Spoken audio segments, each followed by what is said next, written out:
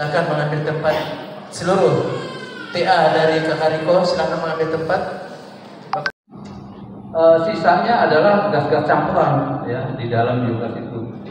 Nah kemudian komposisi bioselari ya, jadi ada bioselari, kemudian ada kompos dari bioselari. Jadi selari yang keluar itu atau lumpur yang keluar itu bisa kita pisahkan ya menjadi cairan dan padatan ya.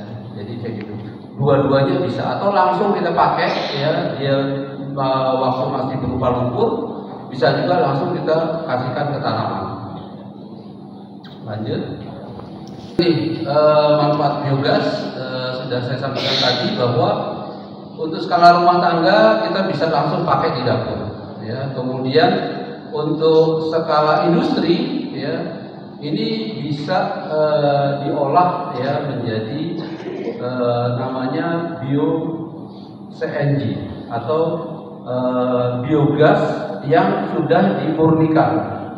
Jadi kemarin ya tanggal 22 Januari itu pabrik pertama di Indonesia itu baru diresmikan ya untuk biogas skala industri. Jadi nantinya dijual dalam bentuk biogas yang sudah dimurnikan. Nah kemudian di gambar bawah itu ada manfaat dari bioselarinya ya untuk tanaman. Kemudian juga untuk menyuburkan tanah. Ya. Lanjut. Sampai sini apa? Iya, kalau biogas kalau saya lihat ya umumnya itu sampah makanan ya. Karena sampah makanan ini memang di Papua di Sorong ini sebetulnya belum terlalu banyak. Tapi bisa menjadi contoh untuk tempat-tempat lainnya karena tempat-tempat lainnya kan yang memang yang jadi masalah itu sampah makanan sebetulnya karena dia bau ya kalau telat-telat sedikit mengenai bau. Nah kalau itu udah dipisah ya maka pengolahan sampah yang lain akan lebih mudah gitu loh, akan lebih mudah untuk ditangani gitu dan itu memungkinkan sangat memungkinkan karena gampang gitu loh, prosesnya nggak susah-susah sekali. Dewa melihat sebenarnya potensi sampah makanan lebih menjanjikan. Iya karena gini, karena kan peternakan juga kan nggak gitu banyak ya di sini peternakan hanya daerah tertentu, tapi kalau sampah makanan di mana-mana ada ya artinya kalaupun sekarang udah ada yang dimanfaatkan untuk ternak, tapi itu masih sebagian kecil gitu loh.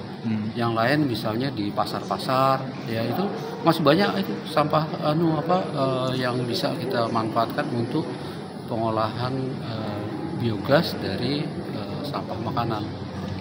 Kalau untuk sampah makanan rumah tangga itu sebetulnya potensinya nggak terlalu banyak Pak, kecil. Kecuali kalau ada yang mengumpulkan dari beberapa rumah tangga jadikan satu. Nah dari pengamatan saya sampah rumah tangga paling banyak 2 on ya, 2 on untuk satu rumah tangga sehingga untuk satu unit saja itu kita butuh sekitar 5 rumah tangga gitu supaya cukup ya 1 kilo ya, atau 1,5 kilo lah untuk jadi satu kebutuhan satu rumah tangga. Okay. Aplikasinya mudah nggak sih Pak sebenarnya terhadap bisa sampai menghasilkan gas untuk rumah tangga itu sendiri? Oh ya mudah sekali karena itu kan tinggal di kita blender, campur air, langsung masukin ke reaktor. Nah selebihnya udah tinggal reaktor itu menghasilkan biogas langsung masuk ke dapur, ya, masuk ke dapur untuk pengganti LPG.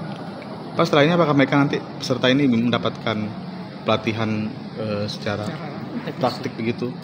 Ya, kita tadi lagi mau usulkan ya melalui mungkin melalui perwakilan ya untuk minta ke BRIN artinya asistensi ya atau pendampingan. Nah, nanti tinggal pembiayaan dari mana gitu loh. Apakah di sini ada perusahaan yang bisa mendukung ya untuk implementasi teknologi ini? Ya saya sih mengharap ada upaya-upaya ya dari kelompok atau dari organisasi manapun ya untuk cari ya pendanaan. Itu sebetulnya banyak kok dana CSR perusahaan-perusahaan besar itu yang memang mereka tuh masih belum tahu ini mau disaluran kemana karena kan mereka harus tepat sasaran.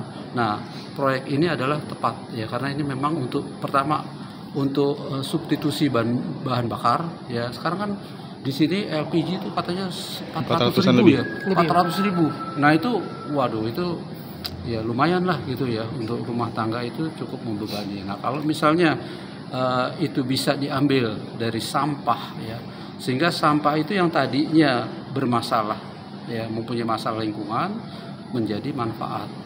Udah begitu kan kita bisa memanfaatkan atau mensubstitusi LPG yang tadinya harganya 400.000 menjadi gratis gitu untuk bahan bakar rumah tangga. Gitu Pak. Baik. Bentuknya seperti tabung, ya, seperti tabung tapi tertutup rapat, tidak boleh bocor. Saya banggakan, saya ucapkan terima kasih atas kehadiran dan partisipasinya mengikuti kegiatan pelatihan yang merupakan program kerjasama antara Komisi 7 DPR RI dengan Badan Riset dan Inovasi Nasional atau yang disingkat yang kita kenal adalah BRIN. Puji dan syukur atas kehadiran saya di SUB ini tidak mengurangi rasa kebersamaan kita dalam acara pelatihan ini. Saya berharap semoga Bapak Ibu dapat mengikuti kegiatan ini dengan baik, karena kapan lagi mendapatkan ilmu pelatihan dari para instruktur dari Jakarta yang tentu sudah memiliki kompetensi yang tinggi. Dan besar harapan saya bahwa setelah mengikuti kegiatan ini dapat diimplementasikan dengan kegiatan-kegiatan kita selanjutnya yang dapat membuat kita semakin sukses tentunya. Mungkin tidak berpanjang lebar karena saya sudah masuk di tengah waktu dekat. Kita dapat berjumpa di Kota Sorong untuk kegiatan-kegiatan lainnya. Silakan. Siap izin ya. 1